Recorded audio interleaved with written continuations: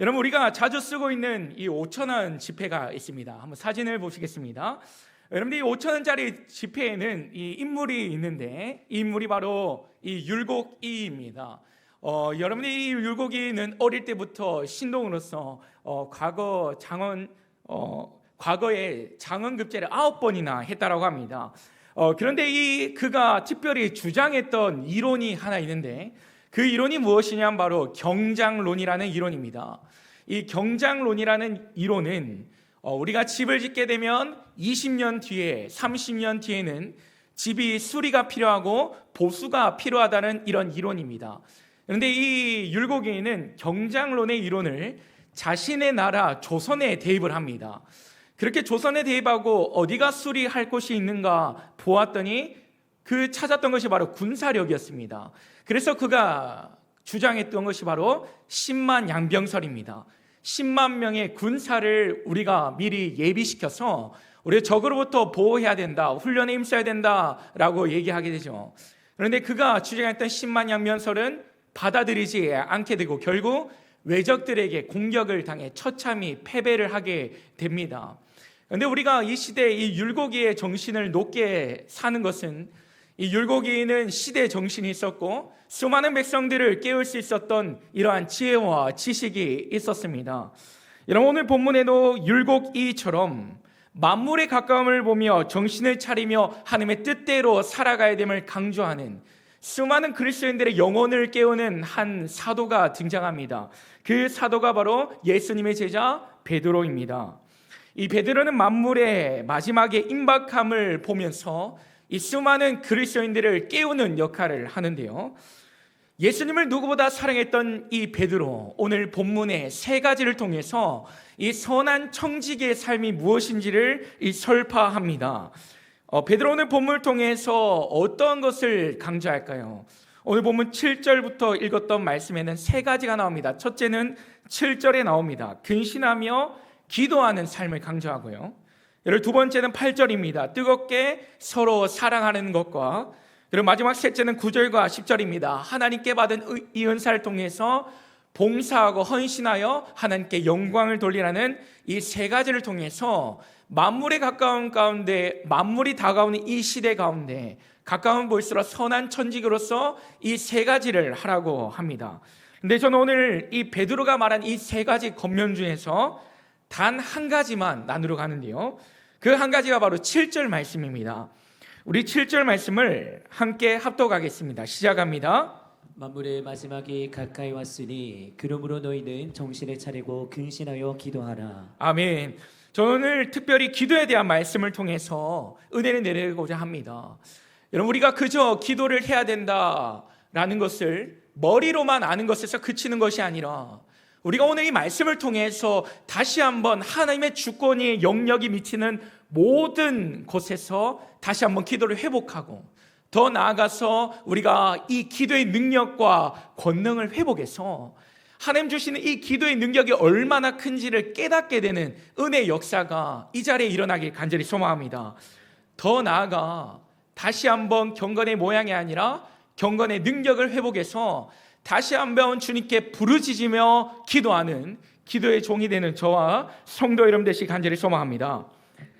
먼저 우리가 오늘 이 7절 말씀을 통해서 살펴볼 것이 세 가지가 있습니다. 첫 번째는 이 만물의 가까움의 시대는 어떤 시대인가라는 것과, 두 번째는 정신을 차리고 근신하라 할 때 이 근신이 무엇인가라는 것이고, 마지막 세 번째는 이 만물의 때가 가까울 때 왜 우리가 정신을 차리고 하나님 앞에 기도해야 되는지에 대한 이유를 오늘 나누도록 하겠습니다.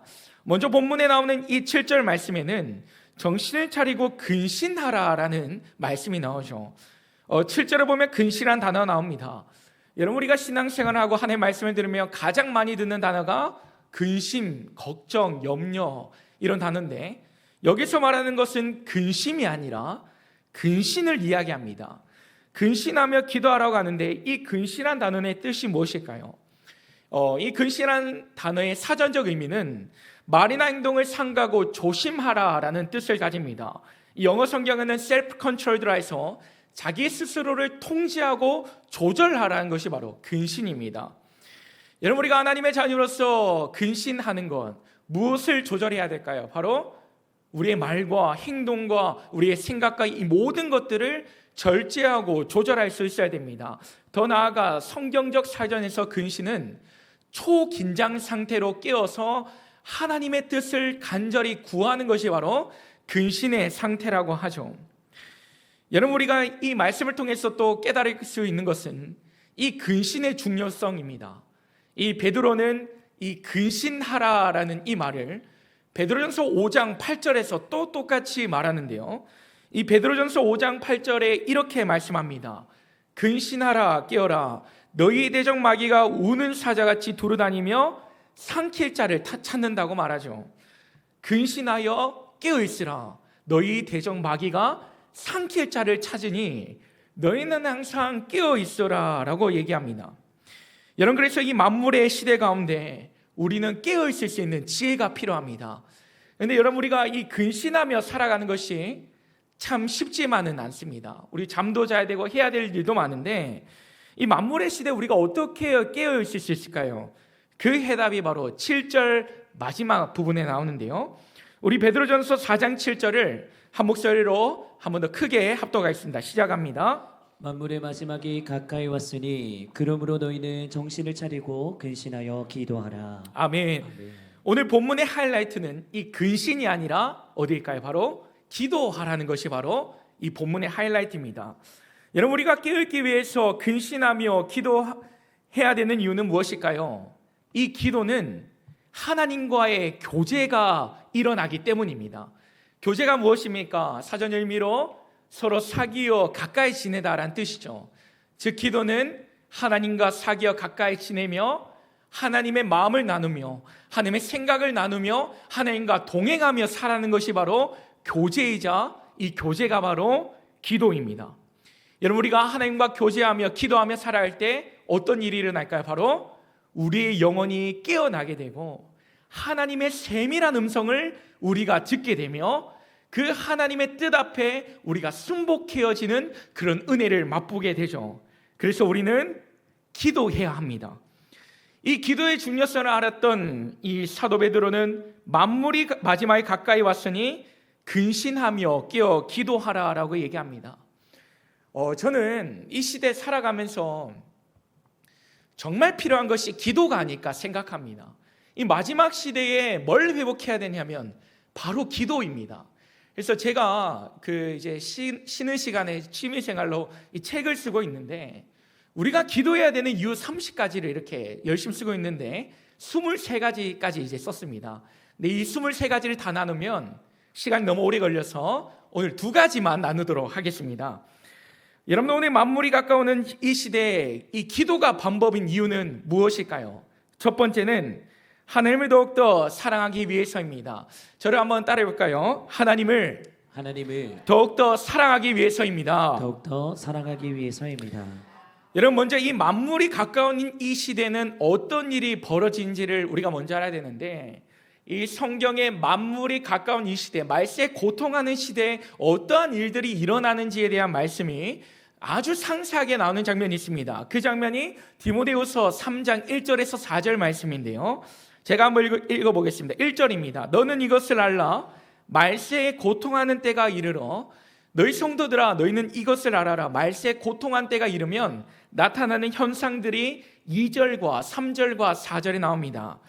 2절입니다. 사람들이 자기를 사랑하며 돈을 사랑하며 자랑하며 교만하며 비방하며 부모를 거역하며 감사하지 아니하며 거룩하지 아니하며 무정하며 원통함을 풀지 아니하며 모함하며 절제하지 못하며 사나우며 선한 것을 좋아하지 아니하며 배신하며 조급하며 자만하며 쾌락 사랑하기를 하나님 사랑한 것보다 더하다라고 말합니다. 이 모든 징조가 일어난 시대가 바로 말세에 고통받는 이 시대입니다. 그런데 여러분, 이 본문을 유심히 보면 이 2절에서 4절에서 중복되는 단어가 나오는데 그 단어가 바로 사랑입니다. 이 사랑이 중복되어 나오는데 이 2절부터 4절까지는 사랑의 대상이 하나님이 아닌 다른 것이 사랑의 대상이 되어 있는 것을 볼 수 있습니다. 그것이 바로 2절에 그 대상 첫 번째가 나오죠. 바로 자기 자신이 사랑의 대상이 되고, 이 말세에 고통한 때가 이르면 두 번째는 사랑의 대상이 하나님이 아닌 돈이 되고, 마지막 세 번째는 하나님보다 더욱더 쾌락을 사랑하는 시대가 온다고 합니다.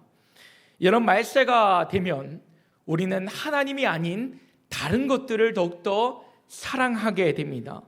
그런데 여러분, 우리가 기도하면 어떤 은혜가 있을까요? 바로 이런 것들을 사랑한 것이 아니라 더욱더 주님을 사랑하게 되는 것이 바로 기도의 힘입니다. 아멘. 제가 대학원을 이제 다닐 때 이 대학원에 가면 말씀과 기도로 충만한 시간입니다. 이때는 선교를 나가래도 마음껏 선교를 나가는 이 시기인데요.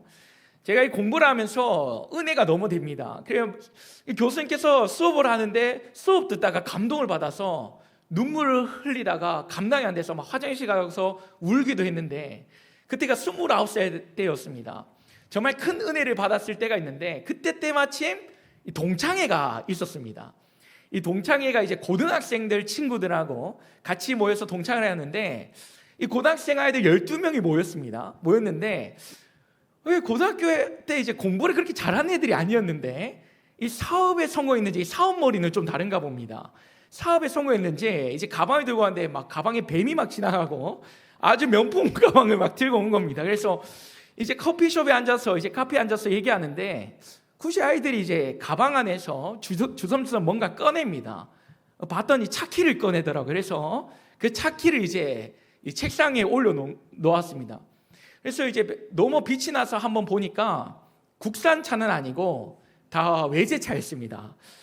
동그라미 4개가 하나로 막 엮여져 있고, 또 어떤 거는 막 동그라미에 삼각형이 막 그려져 있고, 막 어떤 차키는 막 말이 막 날뛰고 있었습니다. 그래서 제가 깜짝 놀랐는데요, 이 차키를 보면서 많이 놀랐습니다. 근데 이 아이들과 뭐 어떻게 사업에 성공했냐 이런 얘기들을 하는데, 아이들이 참 사업적인 머리가 비상하더라고요. 그래서 근데 또 하필 또 은혜가 충만하니까 이 축복의 영을 주시더라고요. 그래서 이 아이들한테 칭찬을 많이 해줬습니다. 너 정말 대단하고 정말 축복한다. 야, 너 정말 대단하다. 이렇게 존중하니까 아이들도 되게 기분 좋아하더라고요. 그러더니, 야, 혜성아, 너 목사님 되면 내가 헌금 많이 할게, 뭐 이렇게 얘기하더라고요. 그래서 참 고맙습니다. 그런데 여러분들, 이 얘기를 듣는데 제가 한편으로 좀 부러운 마음도 있었습니다. 이 청년회 때 성공해가지고 좋은 차 타고 이 신학생이지만 그런 부러움도 있습니다. 그렇게 이제 얘기를 끝나고 이제 친구들과 만남이 끝나고 이제 집으로 가는데요, 이제 차를 탔는데 제 차가 뭔가 비참해 보였습니다. 이 차를 타고 이제 가는데 마침 또 비가 왔어요. 그래서 비가 와서 이제 집으로 돌아가는데, 여러분들 그 이제 찬양을 틀거든요. 차에서 찬양 트는데 이 마음속 깊은 곳에서 이 뭔가 이런 고백이 나오더라고요. 하나님, 제가 세상의 것들을 자랑하지 않고 하나님을 자랑할 수 있게 하셔서 감사합니다. 하나님, 저는요 하나님 사랑이면요 충분합니다. 하나님, 진짜 하나님 사랑이면 너무 감사하고 충분합니다.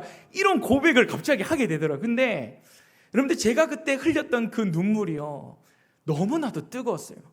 그 뜨거운 눈물이 제 마음을 막 따뜻하게 하더라고요. 그 사랑이 저를 이렇게 따뜻하게 하는 것을 느꼈습니다. 여러분, 우리가 이 만물이 가까운 이 시대에 하나님 앞에 기도하게 되면 어떤 일이 일어나냐면 온전한 것을 사랑하게 됩니다. 더욱더 하나님께 더욱더 깊이 사랑에 빠지게 되죠. 여러분, 우리가 기도하면 일어나는 일들이 무엇입니까? 그 거룩하신 하나님 앞에 기도하면 내가 얼마나 죄인된 자이고 더럽고 추악한 자인지를 깨닫게 되고, 우리를 사랑하신 그 하나님의 사랑이 얼마나 큰지를 깨닫고, 그 하나님이 나를 사랑하신다는 그 놀라우신 은혜를 다시 한번 깨닫게 되죠. 사랑하는 여러분, 그래서 우리가 이 만물을 살아가는 이 시대에 정말 필요한 것은 무엇일까요? 바로 하나님 앞에 기도하는 것입니다. 사랑하는 여러분, 이 시대에 온전치 않는 것들을 사랑하는 이 시대에 더욱더 하나님을 사랑하는 그 마음으로 오늘도 기도하며 나아가는 저와 성도 여러분 되시길 간절히 소망합니다. 아멘. 네, 벌써 마지막입니다. 두 번째입니다. 만물이 가까이 오는 이 시대에 기도가 방법인 이유는 무엇일까요? 둘째는 은혜로 알기 위해서입니다. 저를 한번 따라해 볼게요. 따라해 보겠습니다. 은혜로 알기 위해서입니다. 은혜로 알기 위해서입니다. 아멘. 여러분들이 구약 시대에 하나님과 대치되었던 우상신이 있습니다. 그 우상신이 바로 여러분들이 잘 아시는 바알과 아세라 신이죠. 이 바알과 아세라 신은 풍요의 신입니다. 그리고 농경 시대에 꼭 필요했던 이 우상신인데, 사실 지금 시대에는 굳이 필요 없는 신이기도 합니다. 왜냐하면 이 농경 사회가 지나고 사회혁명이 일어나고 이 물질 만능주의가 생기면서 이 바알과 아세라 신보다는 누구를 찾게 되냐면 바로 맘몬 신을 찾게 됩니다. 이 맘몬 신이 누구냐면 바로 돈의 신입니다. 재물의 신, 그리고 부의 신이 바로 맘몬 신이죠. 이 맘몬 신은 맘모나스를 헬라어로 의인화한 것을 가리켜서 맘몬 신인데, 이 맘몬 신은 헬라어로 성경에 3번 등장합니다.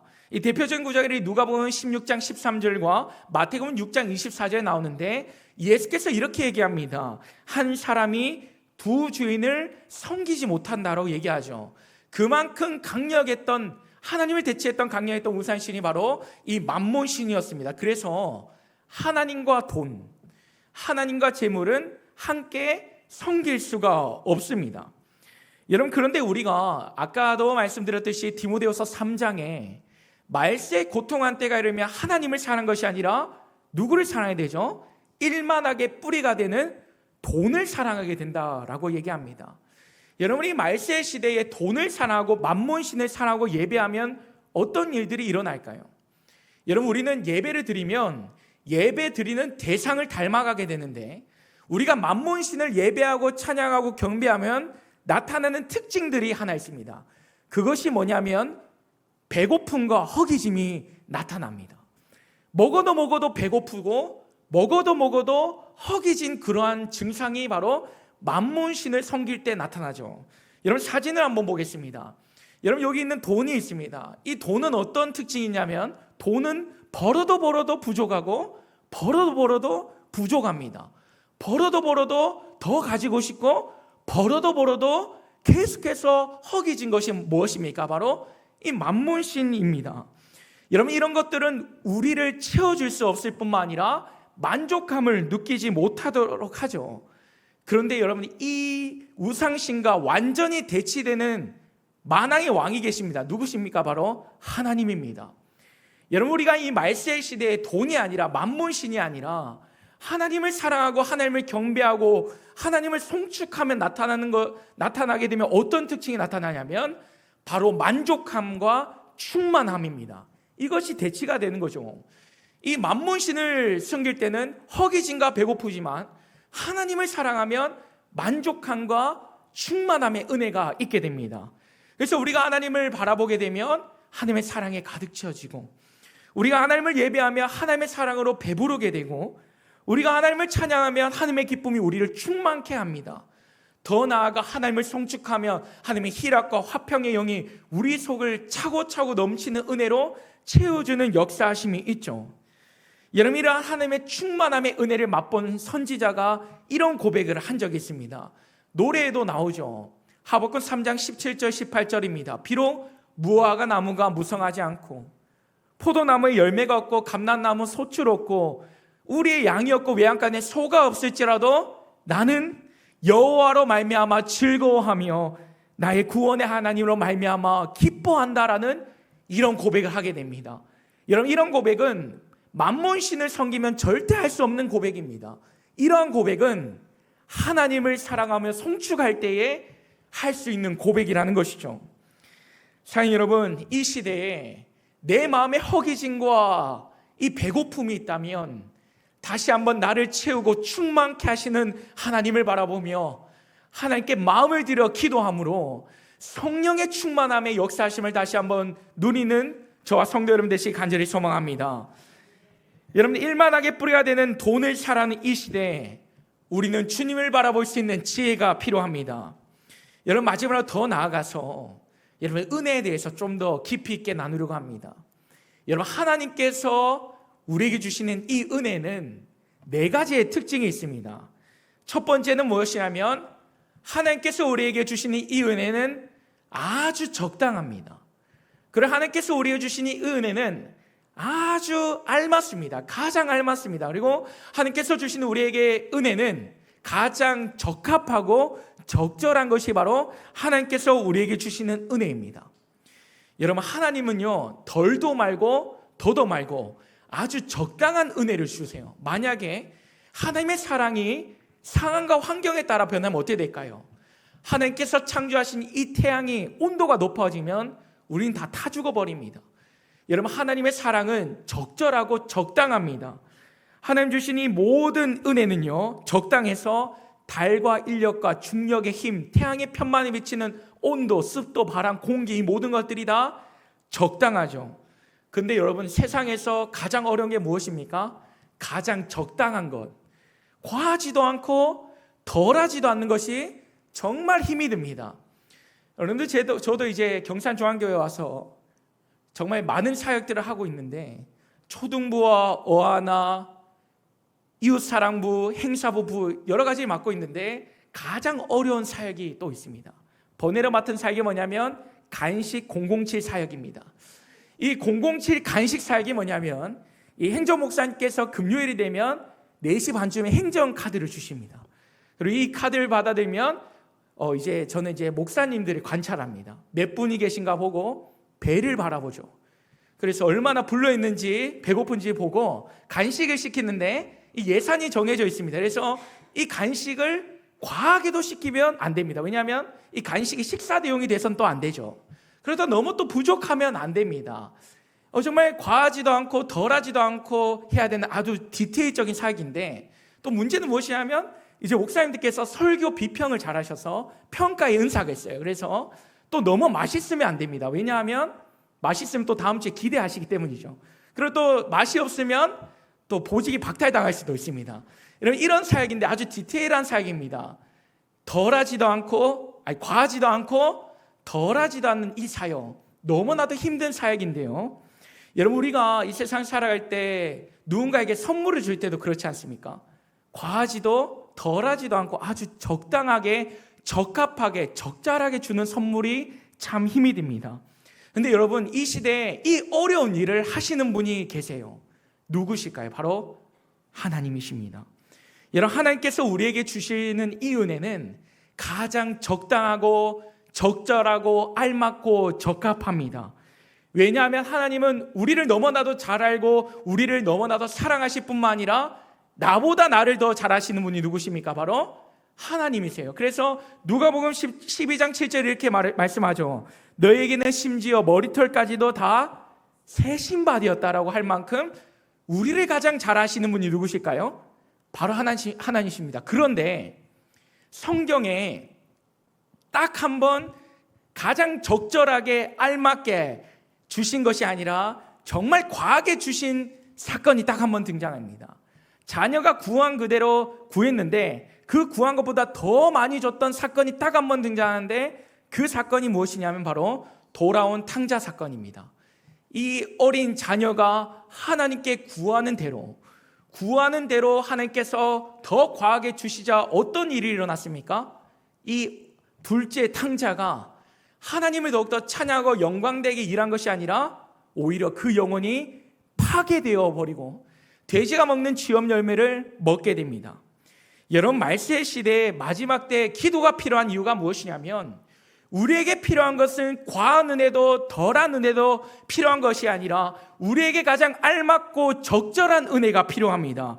그래서 여러분, 우리가 기도할 때 누가 일하실까요? 바로 하나님께서 일하시고 우리에게 가장 필요한 은혜를 공급해 주십니다.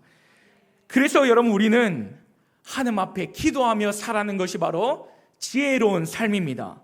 그래서 기도가 은혜인 줄을 깨닫게 하는 지혜가 있습니다. 사랑하는 이 시대에 기도를 회복해서 하나님의 주신 이 은혜로 누리길 간절히 소망합니다. 여러분, 이 시대는 기도가 필요한 시대입니다. 먹어도 배고픈 이 시대, 채워도 부족한 이 시대에 우리는 기도가 필요합니다. 우리는 기도할 때 충만함의 은혜를 맛볼 뿐만 아니라 우리는 기도할 때 가장 알맞은 은혜를 누릴 수 있습니다. 자, 여러분, 말씀을 정리하겠습니다. 오늘 베드로는 만물의 마지막을 바라보며 살아간 그리스도인들이 이렇게 말합니다. 너희는 정신을 차리고 근신하여 깨어 기도하라라고 권면하죠. 우리는 이 권면의 말씀에 아멘으로 화답해야 될 줄 믿습니다. 여러분, 이 시대 수많은 그리스도인들은 기도의 중요성을 알고 있지만 기도를 하지 않습니다. 경건의 모양은 있지만 경건의 능력을 잃어버린 이 시대에 우리는 기도의 능력을 회복해야 합니다.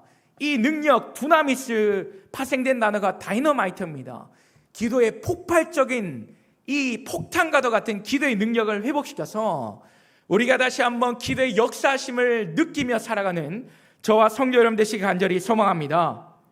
아멘. 그래서 오늘 세 가지를 기억해야 합니다. 첫 번째는 기도는 거룩하신 하나님과 만날 수 있는 그리스도인의 거룩한 특권일 뿐만 아니라 기도는 세상에 썩어질 것들이 아닌 살아계신 하나님, 온전하신 하나님을 더욱더 사랑하게 되고, 마지막 기도는 하나님 주신 은혜로 알게 합니다.